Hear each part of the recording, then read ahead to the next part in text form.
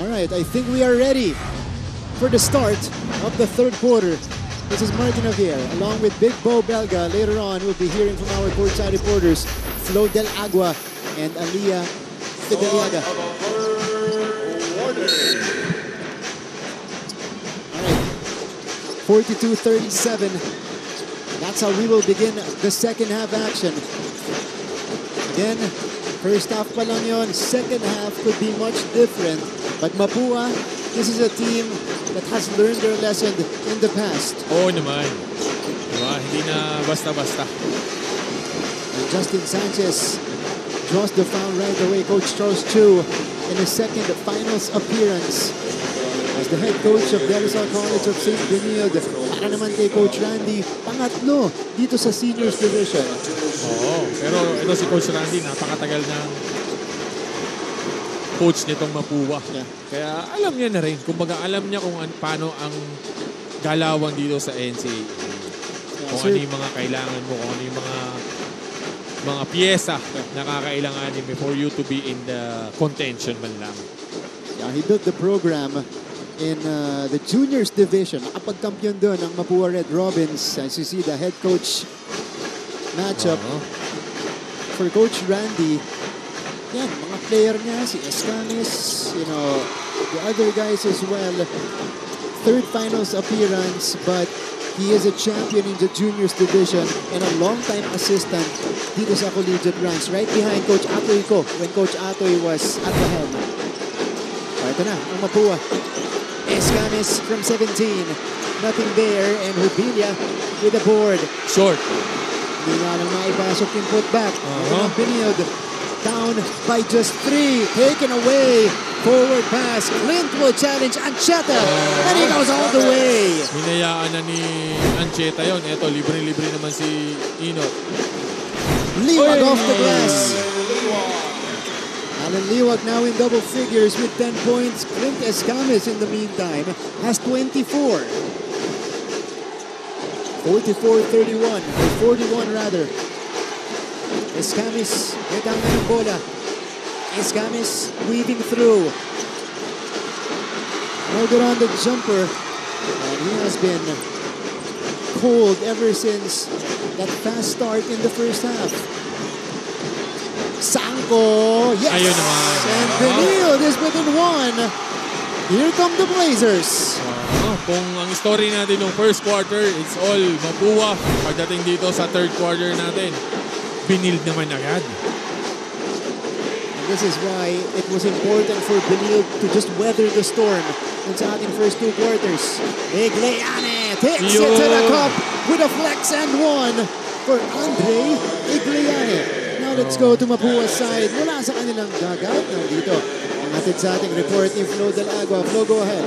Martin and Bo, do you remember when I highlighted the 3 C's of Mapua, namely Clint, Chris, and Cyrus? Well, for the finals, ibang mga letter C ang papairalin ng koponan. The first C is cohesiveness. In their halftime dugout, the players are reminded that this is the finals, kaya hindi pwedeng magdesisyon ng pansarili and they need to follow the defensive scheme. The second C is control, as the players use the half to emphasize their 11 turnovers na galing sa carelessness in their passing department. Cohesiveness and control ang kailangang mapakita ng Mapua para makamit ang pangatlo at pinaka-importanting letter C, which is the championship. Well, for now, Martin and Bo, balik sa inyo. Triple C mula sa dugout ng Mapua Cardinals and Coach Randy Alcantara being emphasized by the coaching staff. And let's see if they can execute here. So far, it's Benilde who has gotten the upper hand, at least in the beginning. Pero ito na ang Mapua! Wow! Double clutch to the hoop for Clint Escamis.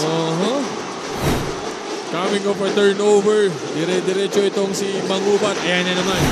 Agaw na naman ang Mapua. Counter takeaway by Benilde. Jomel Ancheta. At yung mga napaka-underrated, yung mga deflection nitong Mapua. Kasi nag-disrupt yung system ng offense. Kanina, pasa kay Liwag. Na-deflect. Eto, Inot. Wala. Tony Inot misfires. And loose ball ends up outside. Let's check out this play. Look at this. Igliane tapping it from behind. Lawrence Mangubat Going to Clint Escamis. Sinausaw pa sa ere ni Clint. And that champ moment of the game is brought to you by Milo. Get winning energy every day with Milo. Oo. Kung tatawagin natin sa ano yun, nagkape pa pero nag-Milo si Clint. Yan. Doon sa possession na yun. Napasarap yung pag-Milo sa ere. Try natin yung chocolate. Puro tayo kape. Yan. Sanchez on the baseline drive. And this will be a turnover.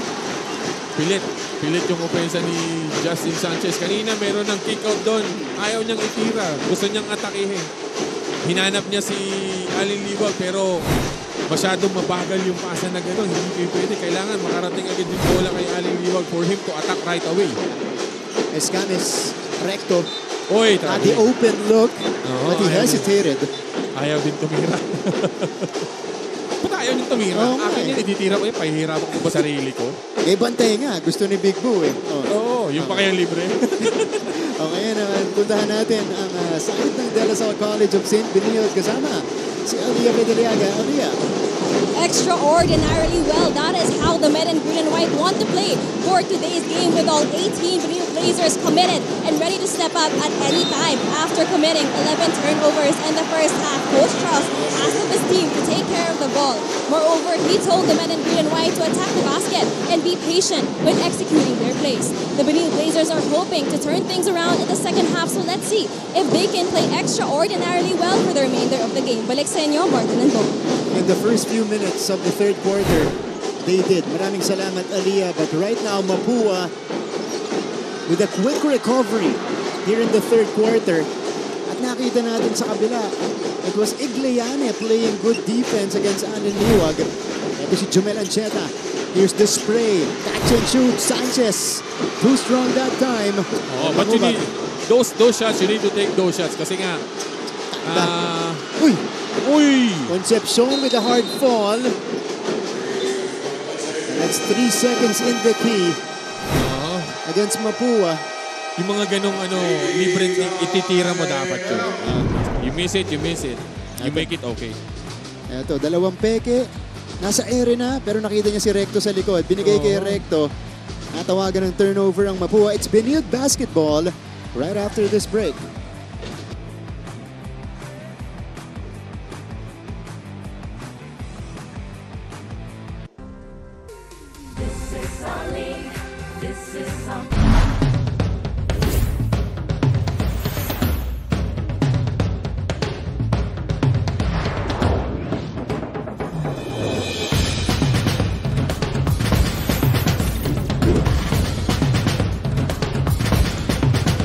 Hindi mawawala yung pressure kasi baguhan yung yung team namin, madaming nawala, madaming mga rookies.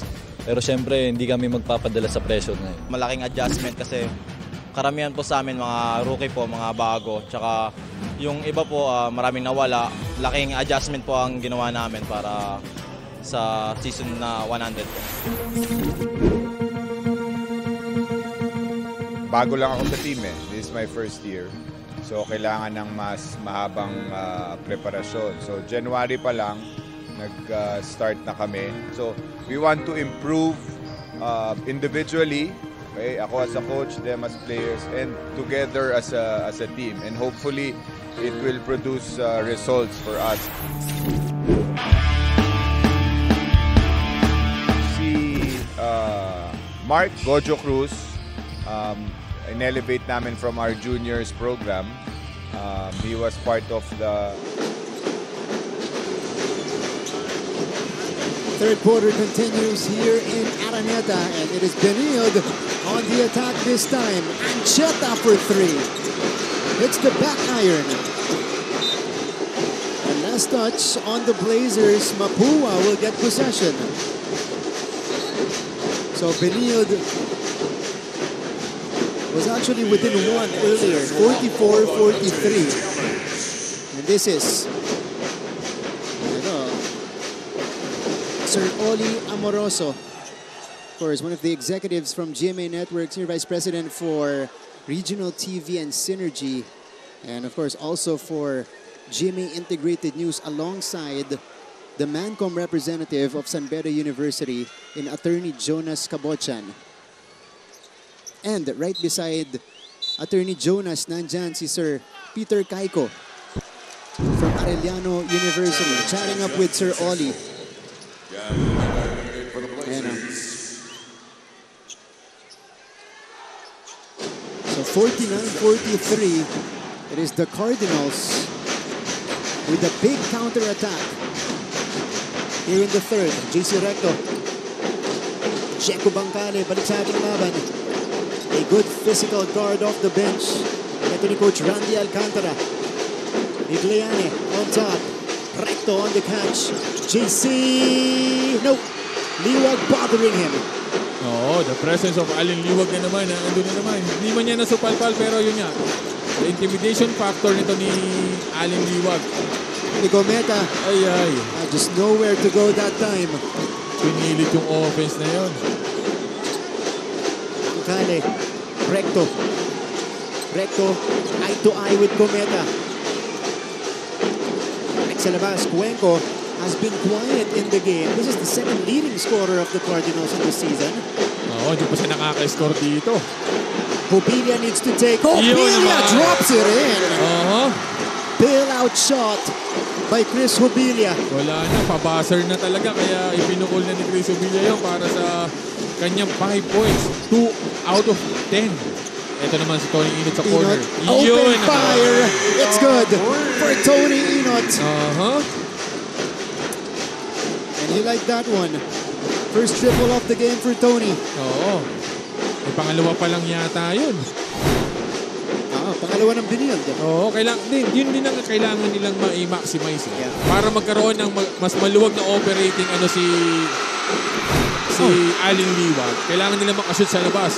Turnover din sa kabila. Stop and pop! Checo Bancale drains the triple. And it is a steal by Recto. Mapua is taking control. JC, no!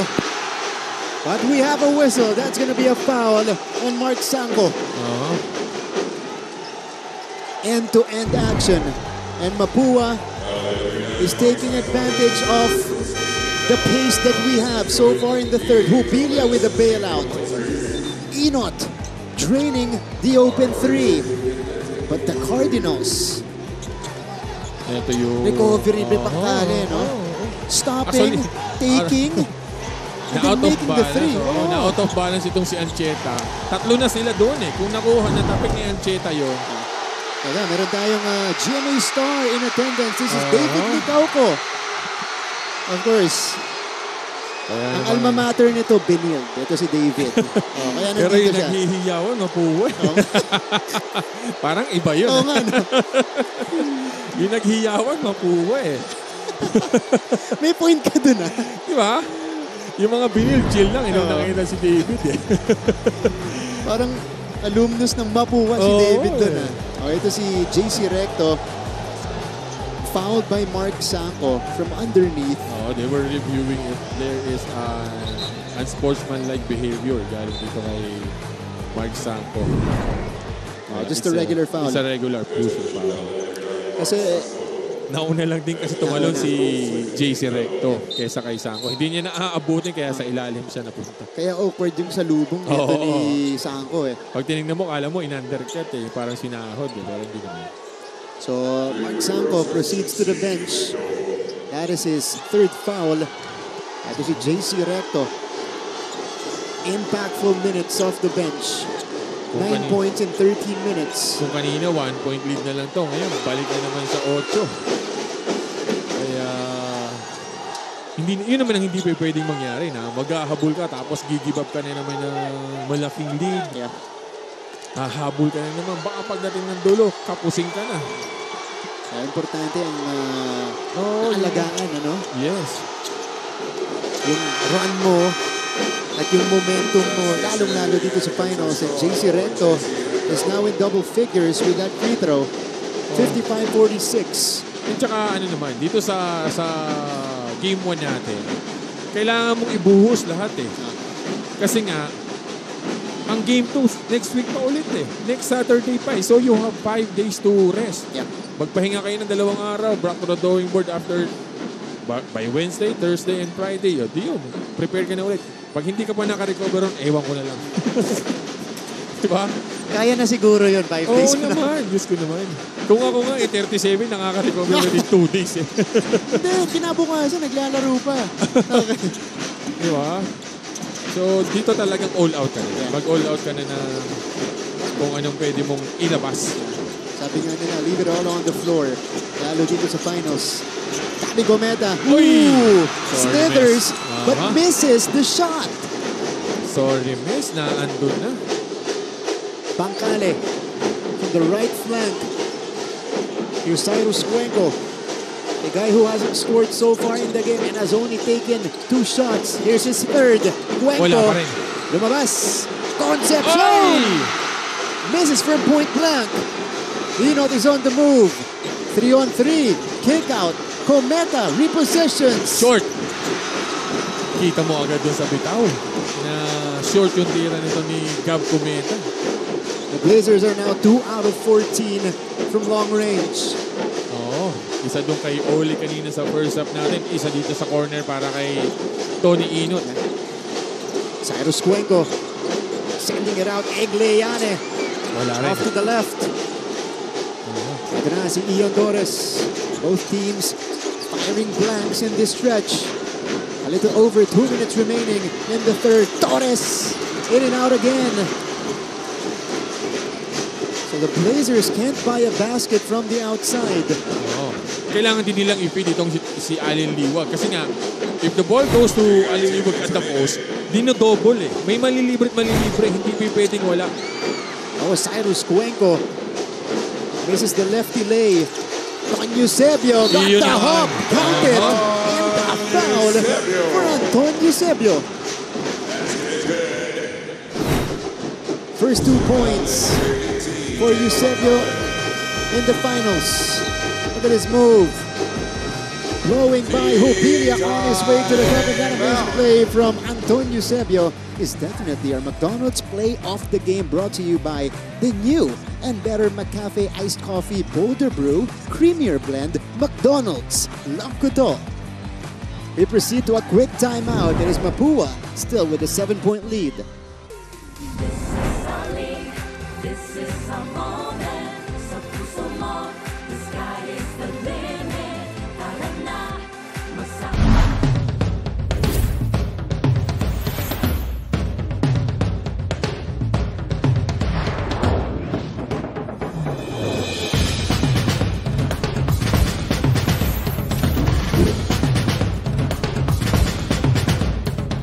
Siguro mas challenging mag-defend.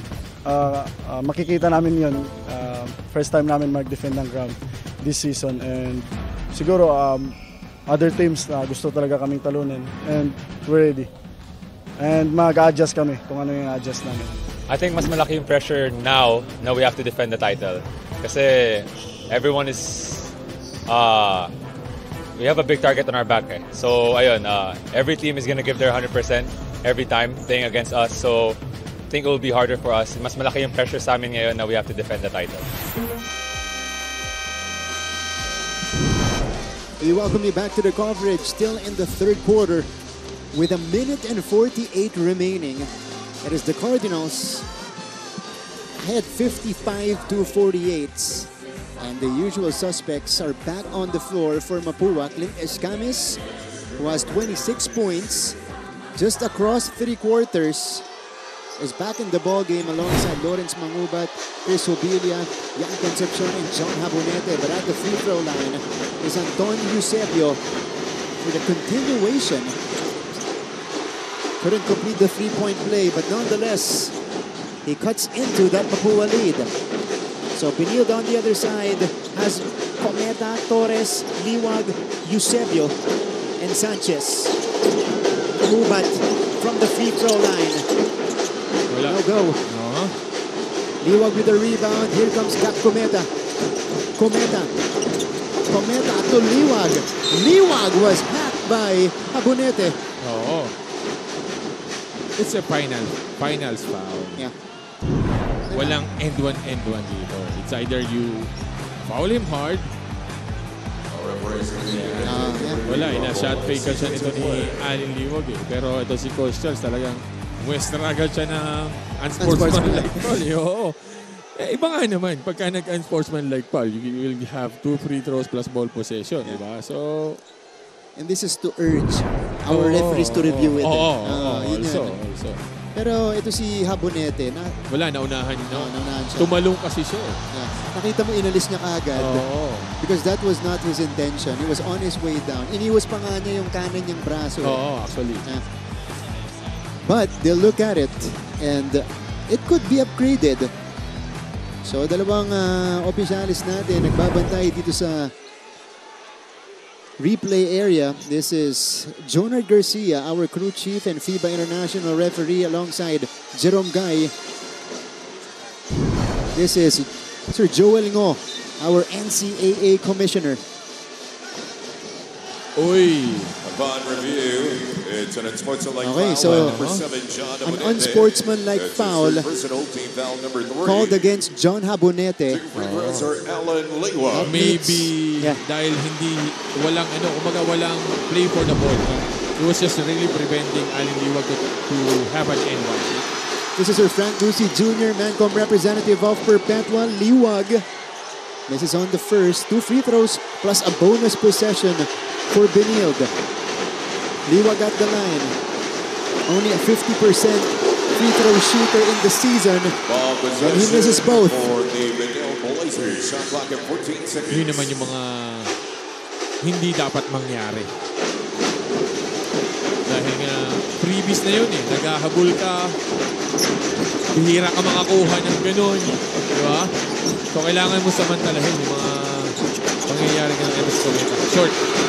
Left it short again from mid-range. Antonio Sebio, that rolls around the rim. So, bola ng Mapua. And this is a lot of shots missed as we see the Benilde fans, the sea of green inside the big dome and across them. Ito naman ang sea of yellow and red, the Mapua crowd. Paskong-pasko na yung crowd. Oo nga eh. Red and green. Sakto. December 1. Ayan. Habonete on the roll. No. And Eusebio secures it. Forward pass. Cometa. Pinag-isipan. Dahil nandun na, naka-recover na si Mangubad. Kick out. Eusebio will choose to attack. Antonio miss. Sayang, nilagay niya na yun. Pero wala eh. Talagang mintis. Half a minute remaining in the third. Clint Escames sneaks one in. Ito, walang mintis-mintis dito. Dinadahan-dahan lang niya eh. Relax lang. Ganito ang pag-shoot, sabi ni Clint. We're seeing this one right. 28 puntos na para kay Clint Escames, and we still have 1 full quarter to go. Torres blowing by his defender. Torres, this is the lay. 2 seconds left. Hubilia with a heave. And that'll mark the end of the third. It's been fireworks so far in game 1. But Mapua still maintains their lead, 57-48. When we return, we'll give you the fourth and final quarter of this game.